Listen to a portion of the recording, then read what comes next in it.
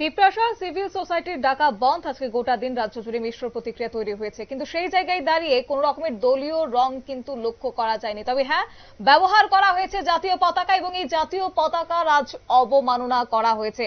রাজপথে মাটি স্পর্শ করে পোতা হয়েছে জাতীয় পতাকা।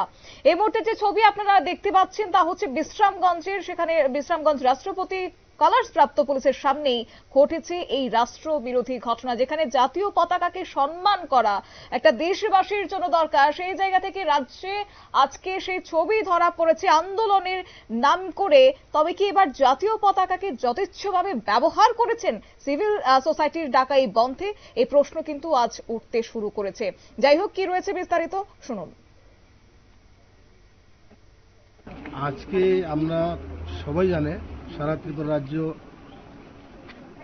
সিভিল সোসাইটির পক্ষ থেকে, পিপরাশার পক্ষ থেকে আমরা বন্ধ ডাকিছিল 24 আওয়ার্স।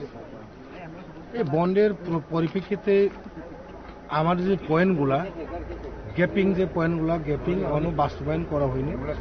সেই কারণে আজকে আমরা এই আন্দোলন এবং পিকেটিং, আমরা সবাই জানে পিপরাশাদের সঙ্গে প্রায় অ্যারাউন্ড 78 ইয়ার্স ধরে আমাদের সঙ্গে রাজনীতি খেলছে।